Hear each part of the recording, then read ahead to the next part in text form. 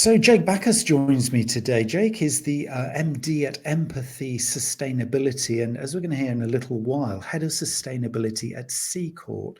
Now that is going to be a very, very interesting experience for you to hear just what is possible in this world of sustainability, and the topic today being communication of sustainability. So welcome to this episode, Jake. Really, really nice to have you on board. Thank you very much, Neil. So we were just talking before we clicked the record button of this of your background. So you are a marketer through and through. Well, through and through, I don't know about that, but yeah, perhaps. I mean, my original degree was international marketing and Spanish. I was a brand manager. I then went into sales, 7 years region manager for Latin America and then the Americas. And then I thought I need more training. I after 17 hours of interviews, I got into the Coca Cola company, which, as everyone knows, is a force of marketing.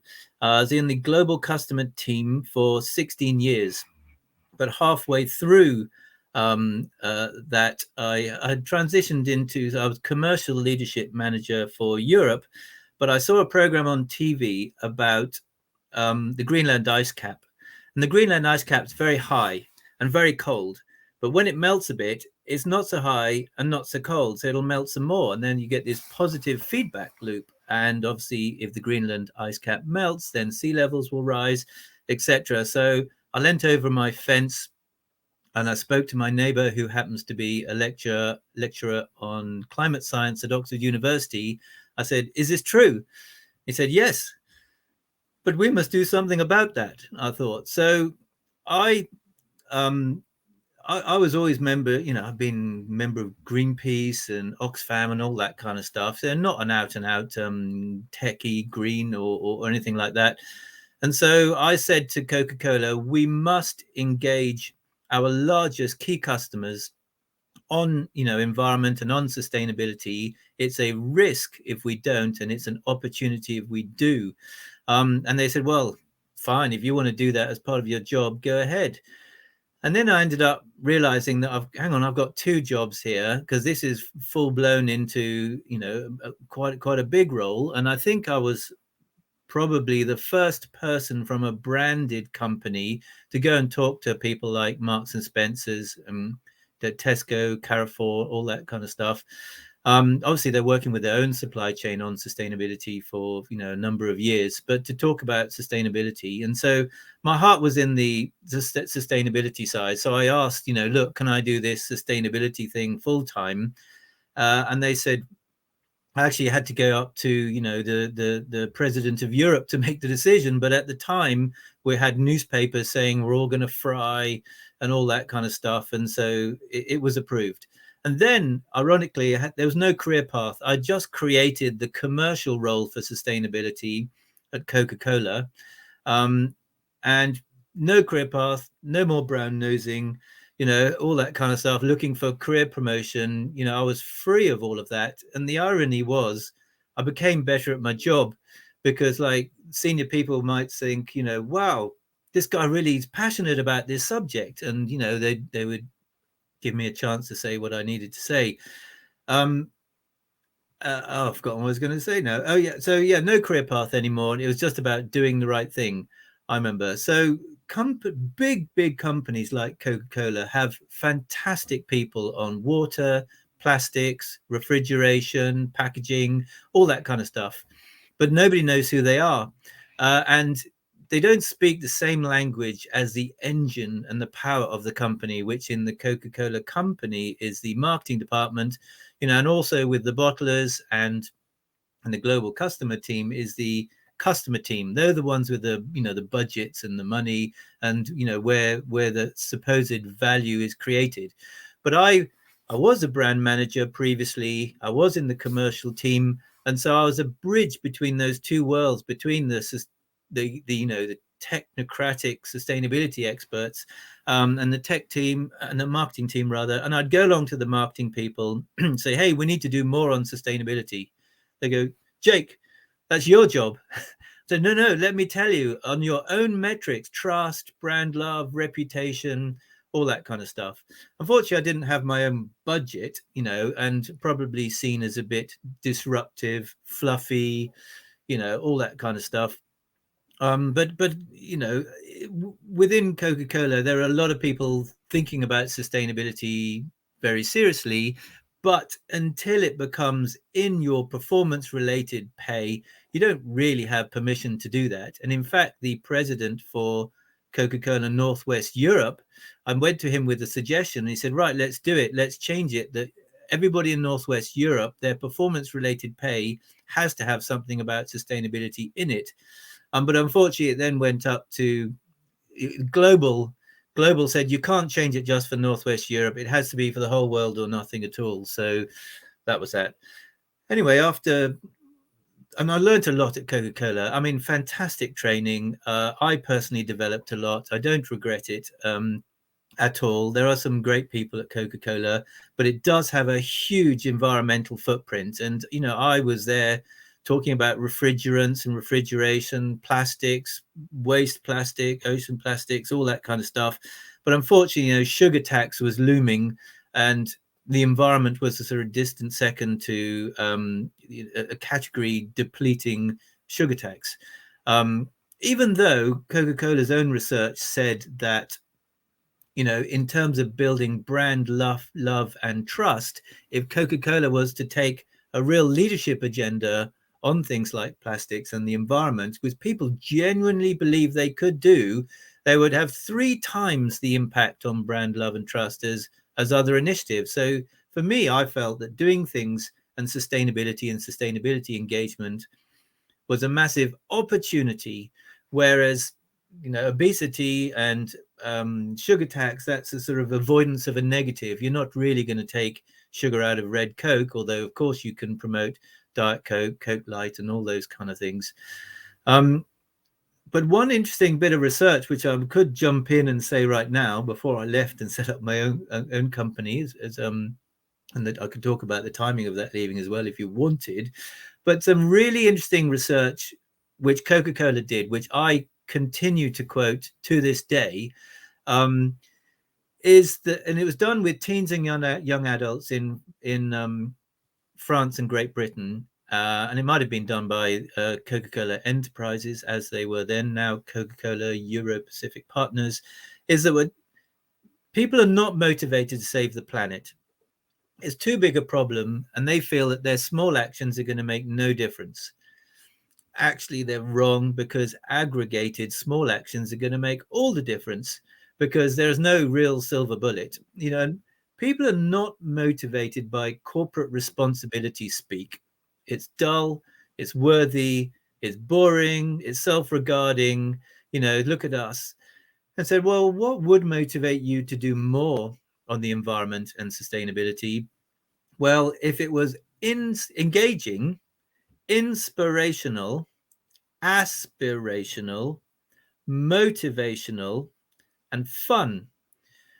So for me, that is a brand voice, not a public affairs voice. Brands need to start making sustainability part of the brand. I mean, this is known some years ago, but I still feel too many brands don't really understand it.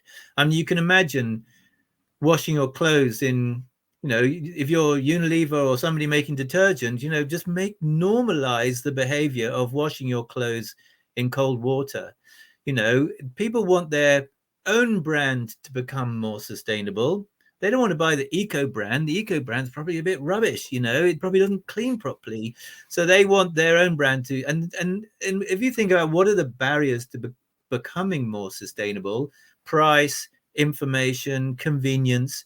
I mean, it's so much better if their own brand delighted, surprised them, exceeded their expectations, which was how you would create brand value, not only do barely enough. I mean, Coca-Cola marketing team they used to spend a lot of money in the UK alone asking consumers and doing consumer research and insights.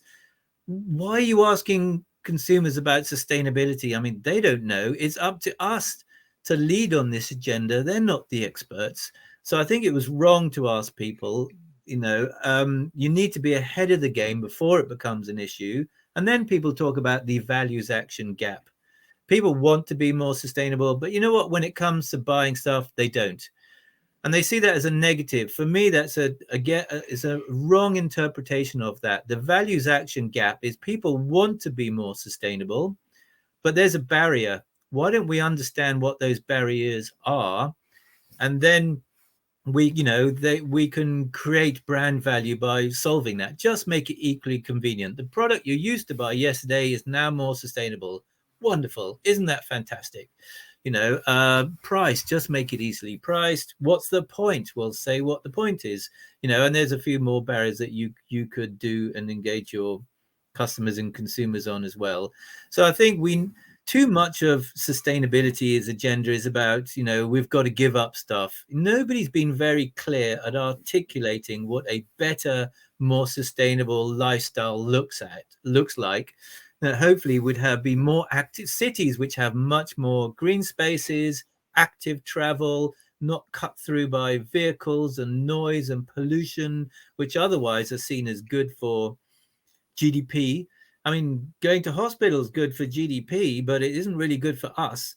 And so we need much more holistic and systemic thinking. We're all too much in silos.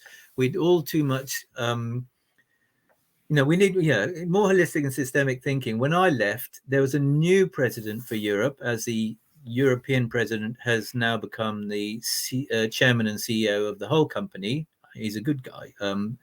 Overall, but the new president for Europe, as I was leaving, said, right, and there was a big restructuring, as big companies are wanting to do. Right, we've got 3 priorities: growth, growth, and growth. Oh, for F's sake, I can't believe it. I mean, he hasn't understood anything at all. The agenda's really moved on.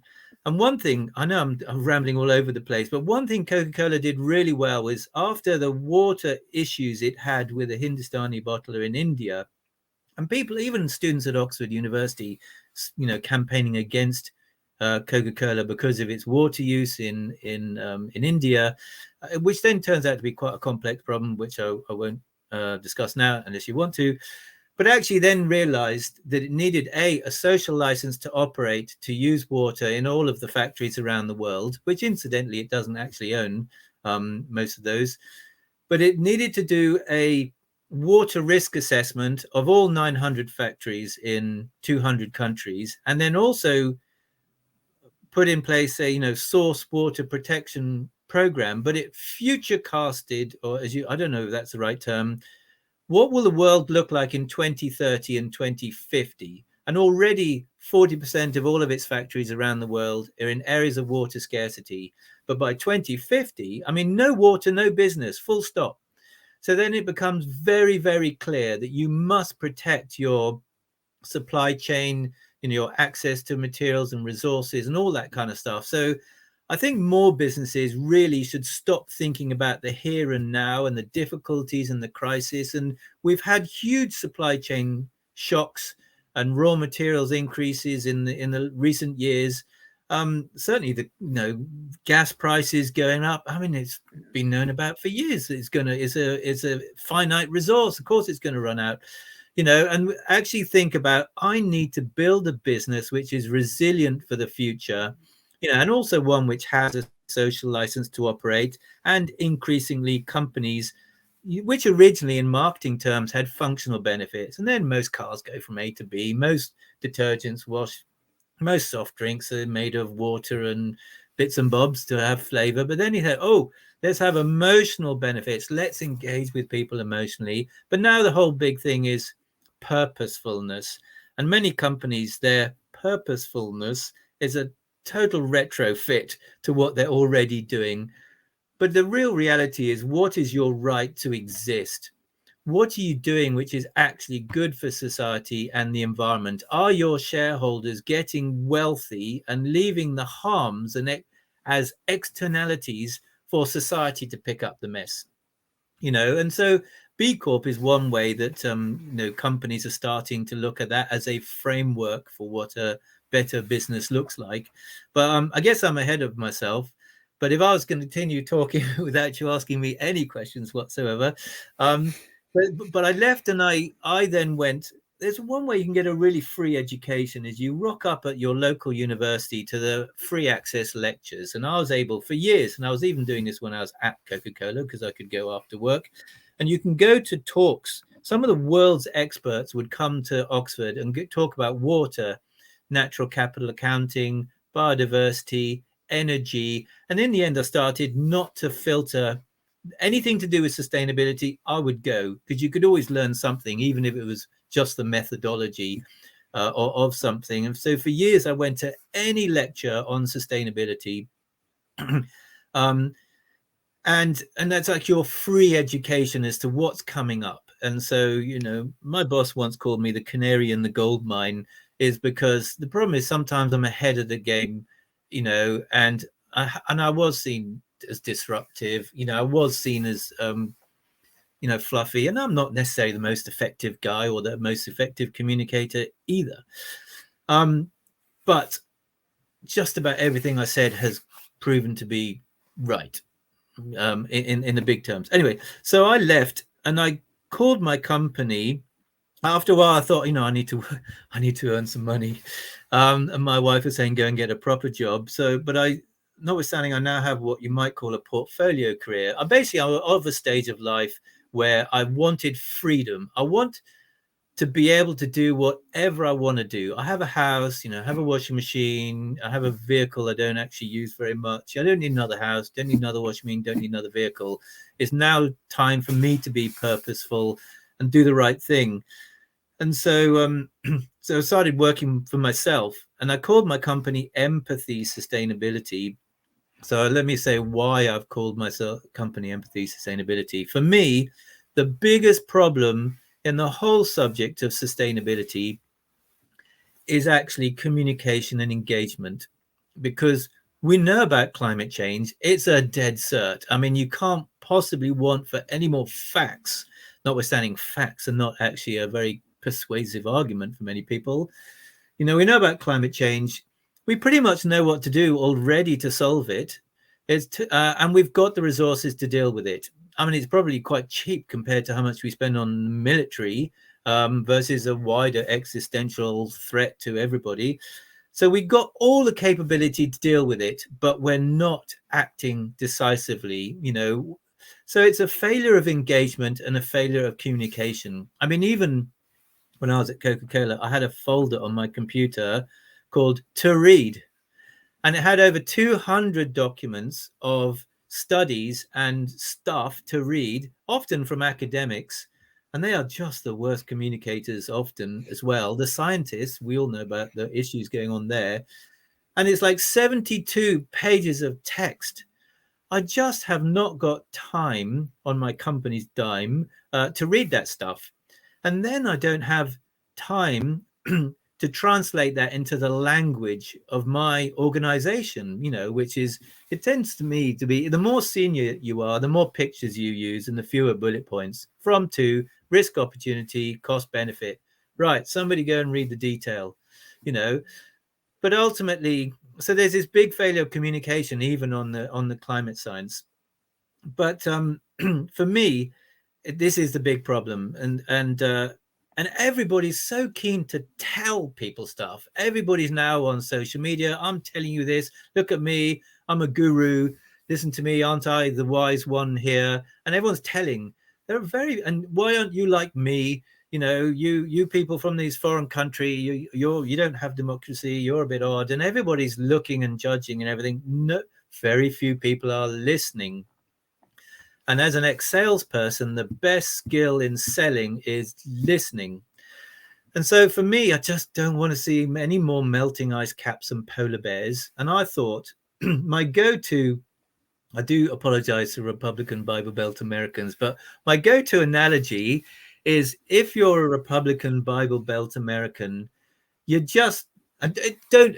So I do apologize if that's you, but this is my analogy, which isn't a perfect analogy, but you just don't want to see any more, rainbow knitted jersey, anarchist, gay, liberal, city people. I'm not like you, and I'm not, I don't, I don't want to even be like you. Stop stop telling me about climate change. Nobody listened to me and anchored on my frames of reference. So it's a failure of listening. They're just everybody's telling everybody everything. So nobody listened to them. What's important to you then? Oh, God and guns. Fine. Let's anchor on that and let's start a conversation there. So nobody's listening. And it's also a note to self. I'm an appalling listener.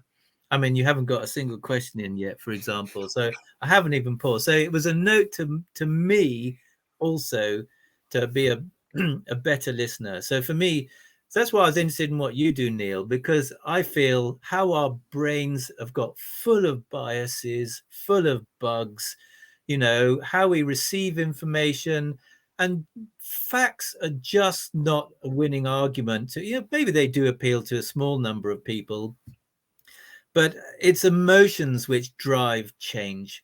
We have to be emotionally engaged in something. Well, you may know better than me. And also the research I've done on behavior changes, common sense is a disaster. Don't follow common sense. Even lots of all these Freakonomics examples as well. You've got to try things out. But people have got to talk to people, and it's that narrative, compelling stories which speak to people's core values is one obvious thing to say about that. I'm going to pause and see. I was not going to stop you. I was not going to stop you there. I mean, that is, I have to say, the longest and yet the most informative introduction to somebody that I think it's definitely happened on this particular podcast. So thank you, Jake, for that. That is fascinating. There's 2 or 3 things in there which I really, really want to kind of dive deeply into. And one of them in particular that you went through very, very quickly, and then you kind of went on to something different. And I don't know what the difference was, because I dwelled on it in my head for a while, which was this whole idea. And you've also more recently there used the phrase anchoring, and I want to come back to that. But the example that you used, which I think for a lot of people listening to this could be a really key wake-up point, is this whole idea of focusing on the brand to communicate sustainability, rather than, which I think a lot of the textbooks, lots of the thought leaders in this space talk about, which is, so how do you align with the ESGs? What are your scope 2, scope 3 kind of statements? And what's your CSR policy? And blah, blah, blah, blah, blah. And it kind of like, what? Oh, hold on. And it's very, as you described it there, it's very corporate speak. And I think, one, that turns people in the organization off, because actually they don't like to admit they don't understand what all these phrases mean. And 2, when it comes to then talking to your customer, you are so talking a language that just is, well, sort of mind-numbingly irrelevant to them. So I think actually the starting point for many organizations, and I'll certainly be looking at the SMEs in my audience here and sort of saying, hey guys, this is you, isn't it? By saying, I think what Jake's really pointing us to is, how can we translate initiatives that we're doing, which may focus on carbon footprint, may focus on process improvement, might focus on how we're treating our people wonderfully versus the competition, et cetera, et cetera. There's a whole range of things, but actually talking and communicating those things in a way that adds value and texture and color to our brand, rather than trying to align with corporate, global, World Health Organization, political spin kind of phraseology. Is that right? Is that where you're coming from, Jay? There's a lot in there for me to try and remember to talk about. Unfortunately, I talk in circles and then get lost, so you might have to bring me back. Is that, first of all, I've never knowingly undersold sustainability, but even I appreciate a product has to perform its core functional benefit or proposition first. So do not put sustainability first, because otherwise your product's probably really a bit rubbish. So ultimately, clean's whiter than white and sustainable. Fantastic. So sustainability is a supporting attribute. And I've seen Coca Cola even doing an advert for recycling. Why don't you make your normal advert somehow make natural and normalized just behavioral, maybe I'm overthinking it and you don't want to mix the two. Definitely some things are public relations, fair wages at work, and it just feels too awkward when you're trying to talk about your brand and in an emotional, engaging way, your brand narrative. But some things are true to your brand, and each brand within your portfolio of brands should have its own agenda, and that might be to create social benefits and impact, and also try to make it normal, because otherwise it looks like philanthropy, which, like, here we're going to do what we normally do, and here's a bit of money for the poor people, or hey, we put we've given some soap to people, or there's a solar panel on somebody's roof. It just doesn't connect. It's just wrong. And also, maybe it even was okay in the past, but now we have a new level playing field. We expect better of you. This is now the new normal. You need to up your game even better. And we want to have a pissing contest. We want to have competition with who can be the greenest, but categorically avoiding greenwash, because as soon as people's antennae for greenwash gets too attuned, they're not going to believe anything. And then ultimately, if they start to question it, then the incentive to engage people on being more sustainable is gone, and we go backwards. So I've just written a presentation on greenwashing. I've updated my old one. It always needs to be updated, because we really need to be attuned about being trustworthy, authentic. And I think you can be honest about we're not a perfect business, but our ambition is to get to here. Wow, that's pretty inspiring. And this is our journey to get there. Challenge us if we get lost along that journey. And you're almost bomb-proof from NGOs if you're really honest about your impacts, and you're honest about your ambition and your realistic and genuine strategy to get there. But as soon as you start to greenwash it, you're open to attack. And I feel people are really critical at the moment as well. I mean, during the London Olympics, Coca Cola had this new bottle which was made from plant-based plastics and recycled content, and it had normal PET in it as well. And the legal people were all over it, saying this is 22.5%. So what percent? What the heck? That wouldn't motivate and inspire anybody. And I say, it wasn't my place to say, and because it wasn't, nobody was particularly listening to me. But if you had said Coca-Cola wants to get out of virgin petroleum-based plastics, and wanted to achieve zero waste to landfill, and look at this is our journey on this, fully recyclable plant-based plastic plus recycled plastic and a bit of virgin, but we're going to get to 100%, or we're going to do this, like, wow, maybe not a lot wow, but a little bit wow, and that creates brand value, and that's worth something. And that bit of marketing value is worth the up cost versus your super efficient current supply chain, because any new innovation, of course, it's going to cost more. It doesn't have the economies of scale. But if you can translate that into a connection with people on an emotional level, that you've got a grip of this, and you're going to do something pretty amazing, but we need you to help, because actually whether you recycle this or not is the biggest carbon impact reduction or action that can be taken with our packaging. I mean, that's what I was saying, and I didn't win that argument, unfortunately. But even I'm off track. But right now, what I cannot stand is, as people try to make the world I know you're on brands. Maybe I'll stick on brands. I did have another thing to say about cities. No, go for it. Go for it. I mean, there's clearly a relevancy in the flow.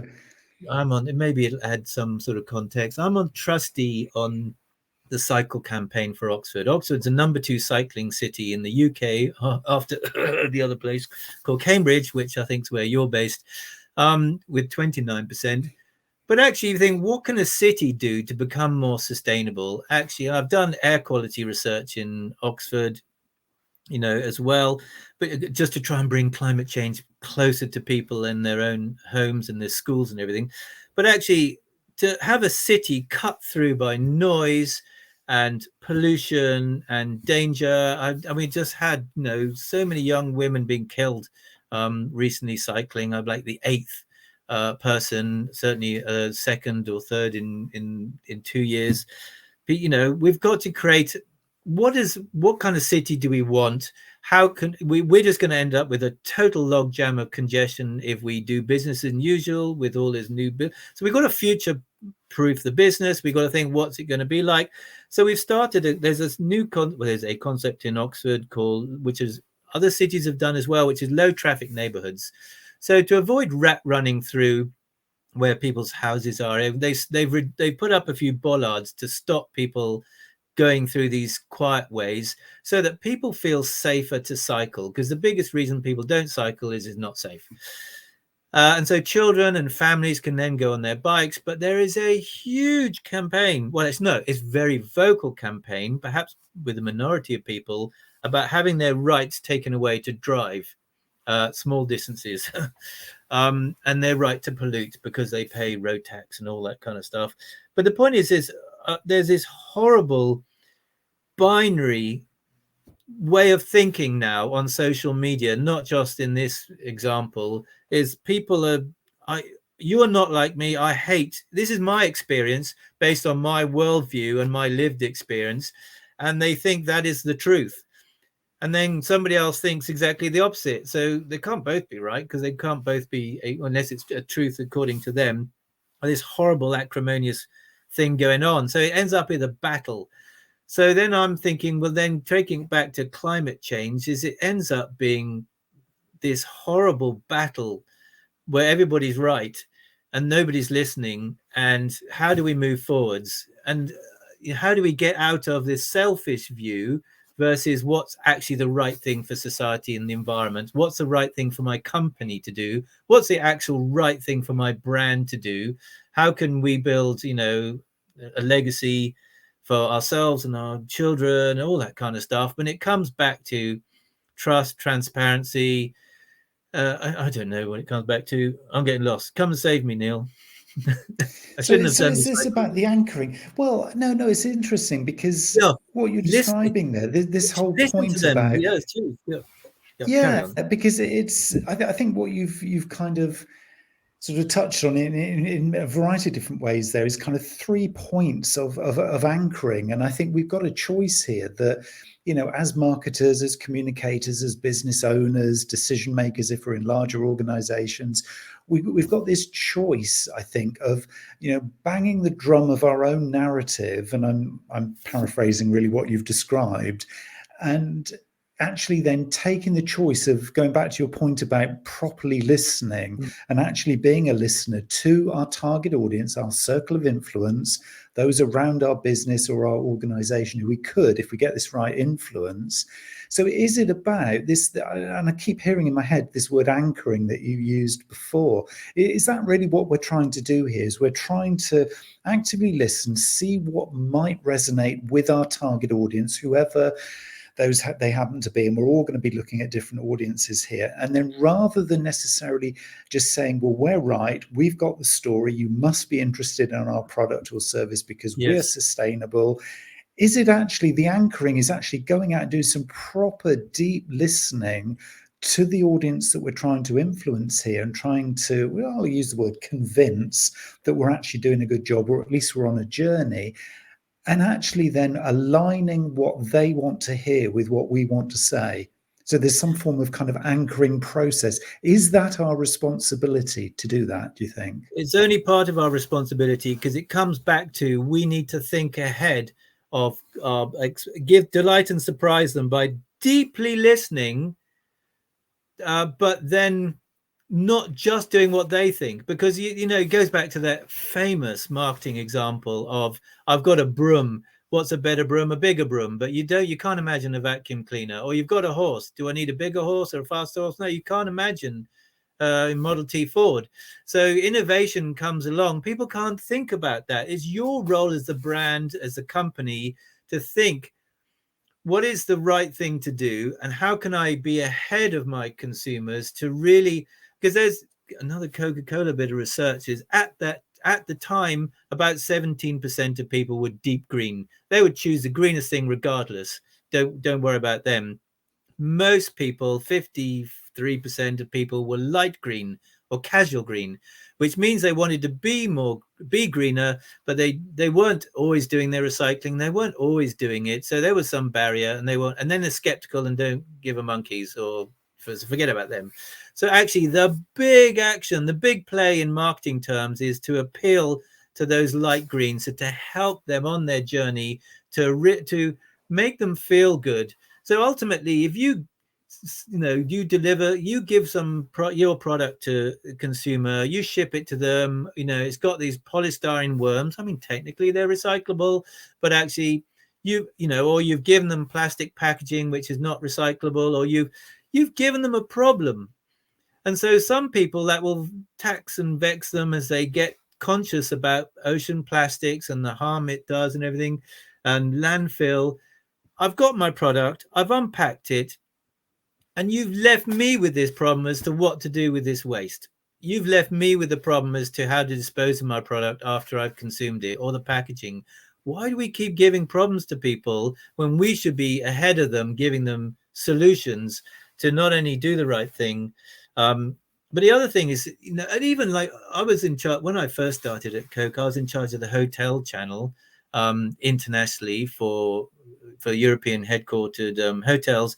And hotel surveys, they don't really ask you. Did the person at the reception smile at you? Did you see a chocolate on your pillow?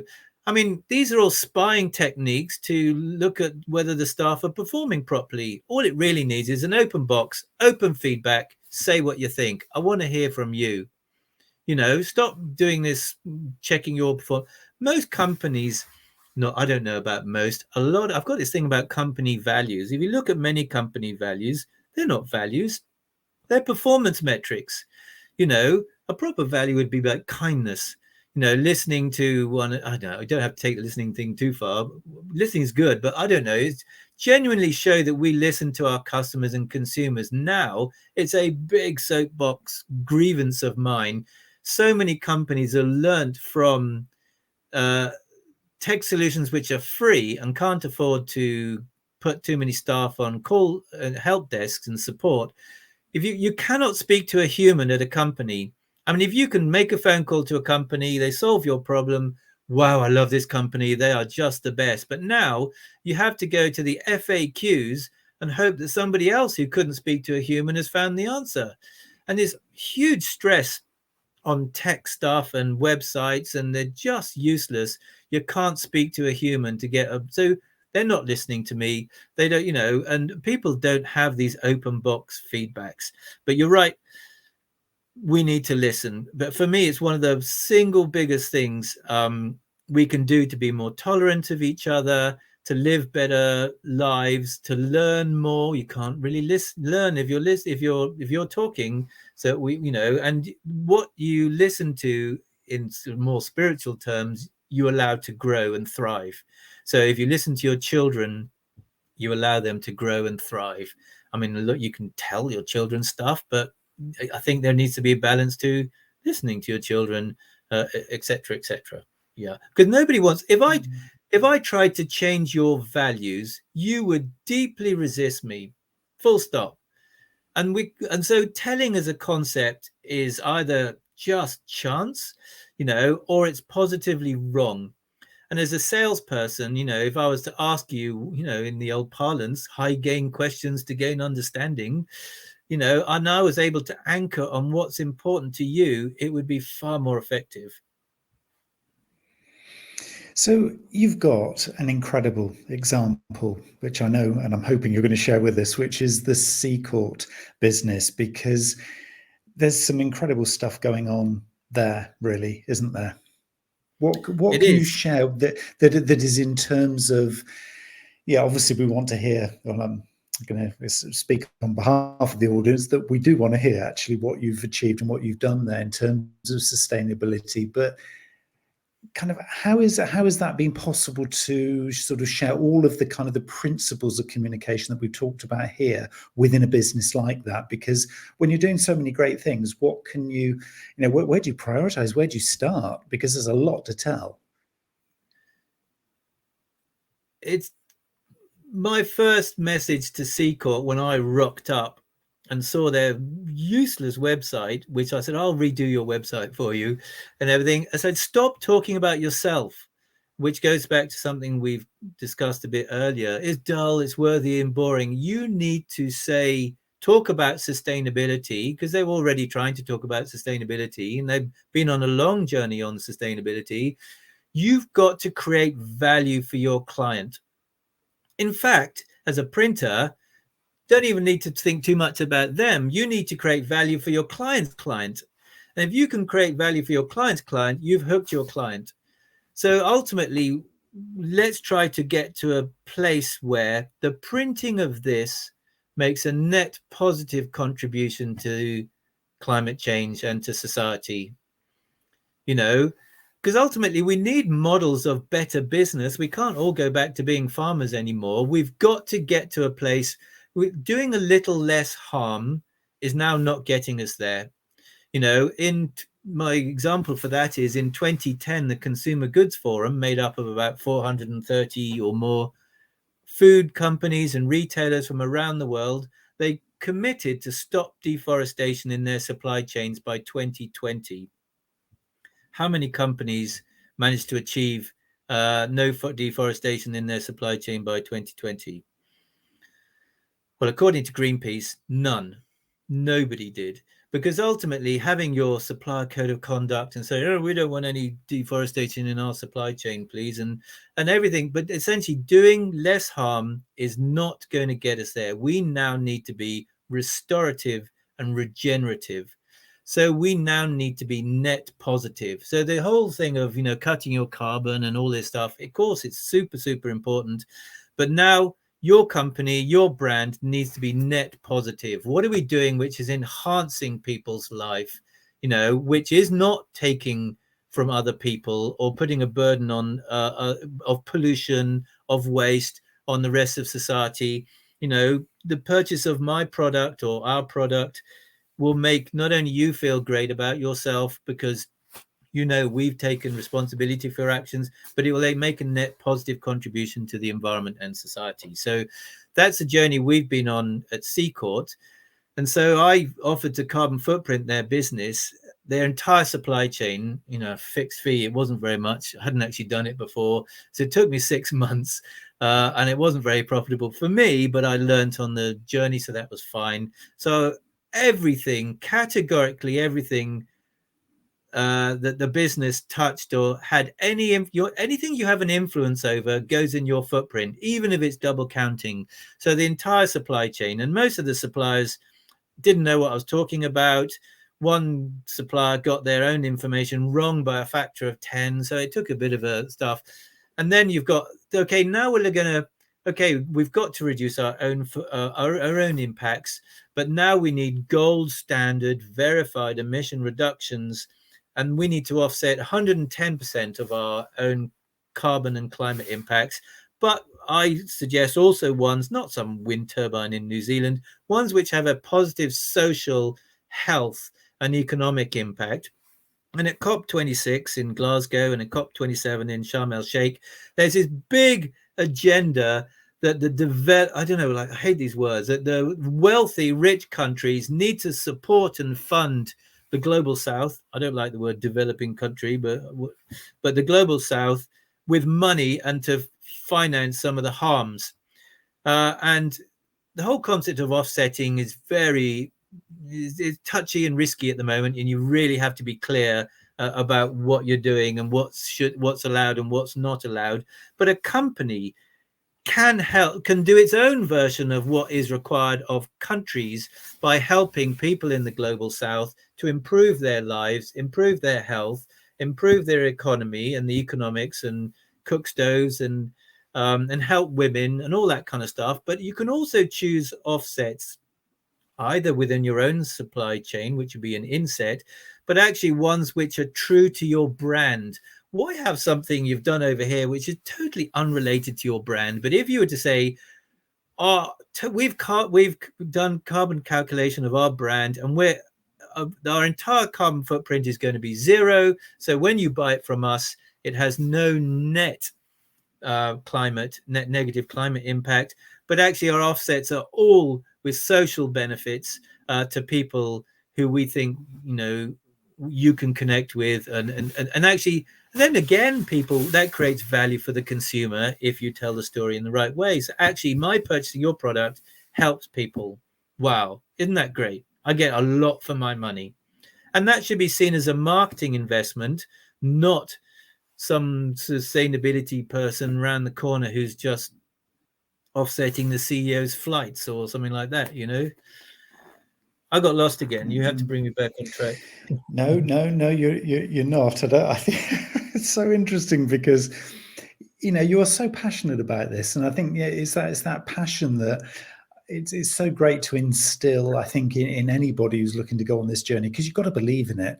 I think this is the key thing that's coming across for me, is that you can talk a good story. If you're a marketer, you can, you know, have all the ideas, but unless you are willing to do the hard yards and really go for this thing, you're going to fall at the first couple of hurdles, because this is a hard thing to do. You know, I mean, with Seacourt, I mean, how long has it It's taken? not I hard mean, to because there's a start. lot of qualifications there, aren't there? Yeah, Seacourt. So Seacourt had invented this way. So first of all, the printing industry is one of the most damaging to the environment industries in the country. So I am told by the boss, that it's on a par in some classification with the nuclear industry and the petroleum industry. It's like, wow, you know, and it's actually the fifth largest employer. So it's a big old industry, and businesses are going bust left, right, and center. It's a very low margin business. People are printing less and less. So what's the cut through? They had invented a water, and it uses a lot of water. And it turns out water isn't wet enough. So you add these volatile organic chemicals, isopropyl alcohol, to water to make it wetter, you know, and then all of that water and those VOCs get discharged to the environment, and they're really not nice to breathe in for the people working as well. And so I had a catalog, my wife, we had this catalog through the door, and from a pretty environmental company, and it stank. It's really smelly. You can smell the volatile organic chemicals. So they invented a waterless printing process, and actually, with being less wet, there's less bleed. It's very high quality. They had to have ink specially made for them, and it was a huge investment for a little printer. And then they go on a journey, and there's zero waste to landfill. Fantastic. 100% renewable energy. Fantastic. You know, and they were talking about these things, and then I came along and said, look, turn it around, create value for your client's client, you know, talk about, take the agenda in that way. I'll do your carbon footprint. Let's measure that. Let's offset, you know, more. And they had 3 Queen's Awards. I can't remember if they had 3 or 4, 2 about it, but for sustainable development. Having failed, I did their 4th Queen's Award for sustainable enterprise. So the only company in the UK, world, or anywhere you can get one that's got 4 Queen's Awards for that. And you have to have shown, you know, progress. You have to have done something remarkable. And they said, what's the next thing? And they said, and I didn't even think about it, but they said B Corp. Right, let's do B Corp, because we want to be the most sustainable printer in the UK, bar none. And no doubt about it. Actually, I forgot one. They won the European Commission's EMAS Most Sustainable SME in the whole of Europe in 2017.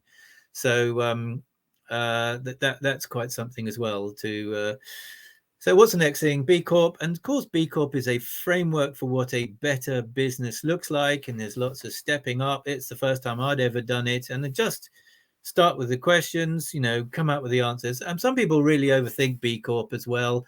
Just answer the questions, and don't answer them as to what you're doing now. The question is, could you do it? Yeah, I suppose we could do it. And push. Let's use this as a way to get the best score we can, and we up our game.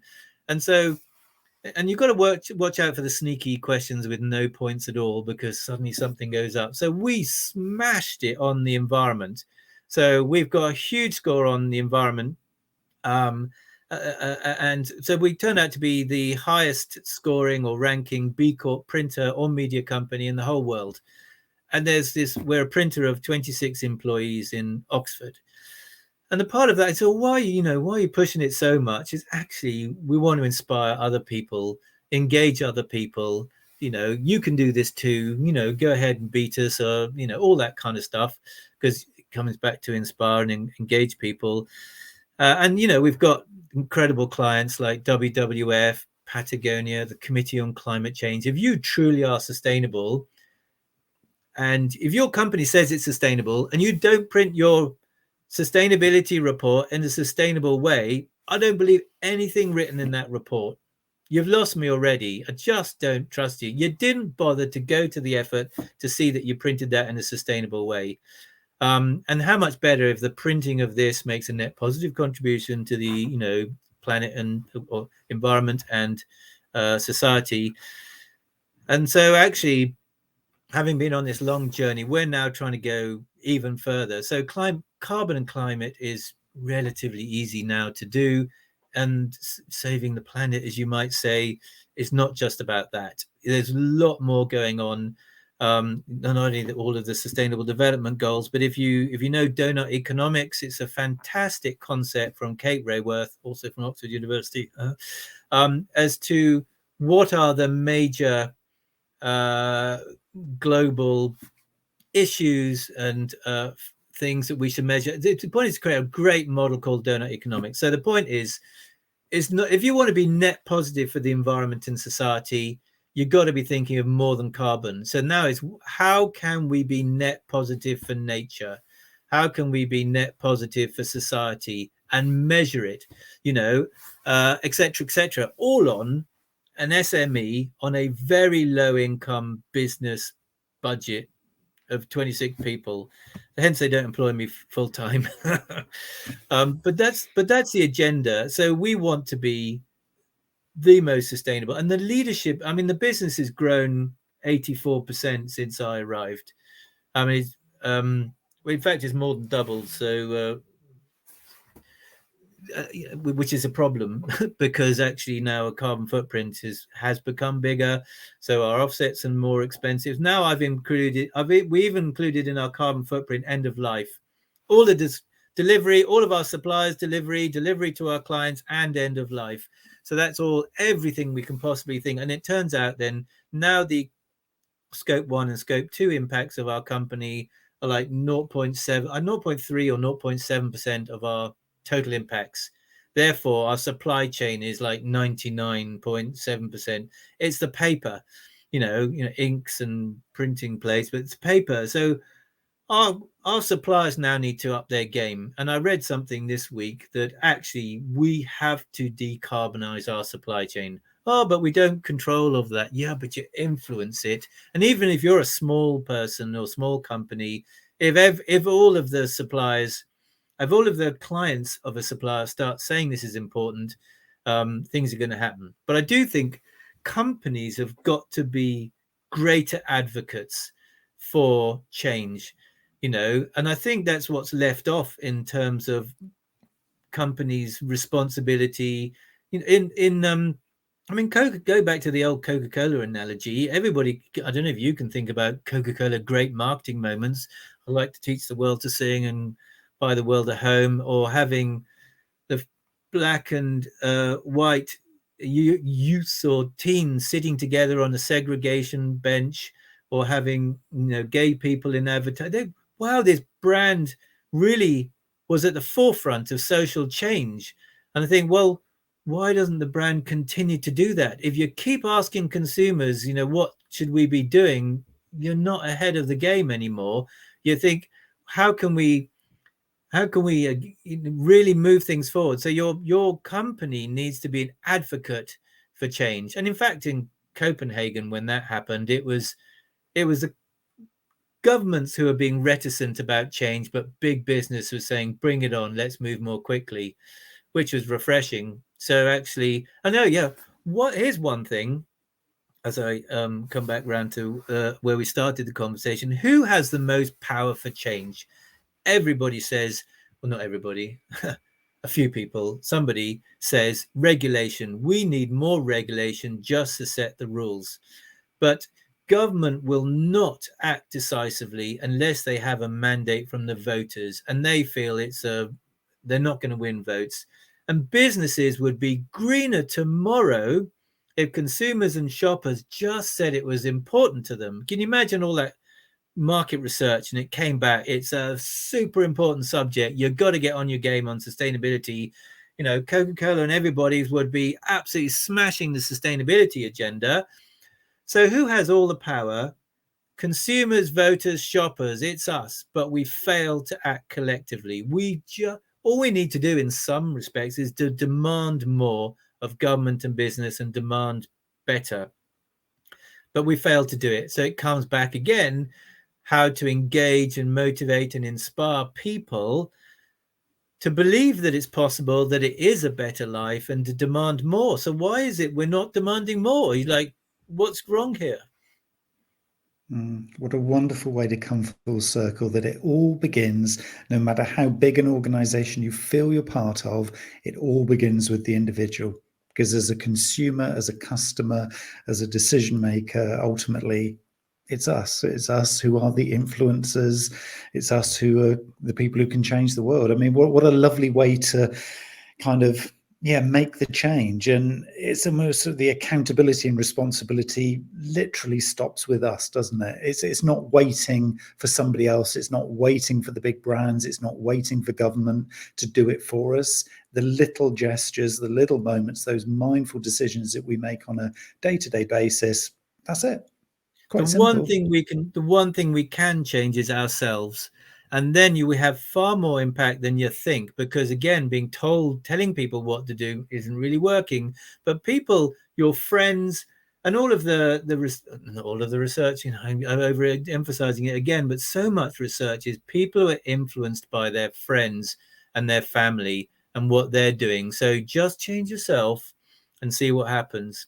And talk with, then you can take, well, somebody might have a different point of view to you. Well, I acknowledge where you're coming from. I hear you. This is how I see things. This is how I'm living my life. And these are the benefits from me. And then that might connect with people. Yeah. I always end up sort of asking for a top tip, but Jake, I think you've just shared it there. It's it has to be done from the heart, and it's done by us individuals, and it is quite simple as that. I think we can often in this world, complicate stuff as you've described, and we can make this thing a really hard thing. But it at its core, the essence of it is so simple. So if you are responsible for marketing or for a business, and you're listening to this, and you're thinking, how do I communicate sustainability better? Well, as Jake's very eloquently described here, it is all about enabling your customers to give you that feedback and make the feel time good now. about It has to themselves as happen. well. Yeah. Simple as that. So, Jake, how do people contact you if they wish to carry this conversation forward or wish to connect with you or follow your work? Is it LinkedIn? Where's the best place I'm to contact I'm on you? LinkedIn. Jake Backus. Most of the people with my name are in America. It turns out I'm an immigrant. Well, my family are immigrants from America to South America back to Europe. So I'm not quite sure where we started, but I seem to be a bastard of the British Isles. So sorry, off track. LinkedIn. Yeah. Jake Backus, Backus. It's been an absolute pleasure. Yeah, not Thank you looking for any so extra much work, by the way. But no. This is not a pitch for work, but this is just if somebody is curious and has a question and thinks, I need to explore that deeper. Go ahead. Yes, it would be interesting to connect. Yeah. So, Jake, I mean, this has been a fascinating journey, whistle-stop tour through the history of Coca Cola and how that's kind of shaped your life, I guess, in the way that you sort of describe things. And I'm sure for many people. And I think what I'm going to do, because this is a very different style. Normally, it is more conversational, but I did not want to stop you because you were in full flow. So, what I'm going to do, and you'll see this if you're watching this on Spotify, or if you're listening to this on Apple Podcasts or elsewhere, it is available elsewhere, is I've put or will have put below in the description for this particular episode, I will have put some time tracking on the key points and the key moments where we cover some of the real top tips for how to communicate sustainability. So rather than write a big supporting article on this one. I'm just going to time log the key points where Jake shares real moments of wisdom. So to look below, and you will find some key information there. And hopefully this will set you off, if this is early in your journey, step by step into how to communicate sustainability more effectively. And I wish you all the best of luck with doing that. So thank you again, Jake. Thanks, Neil. Thanks for your podcast.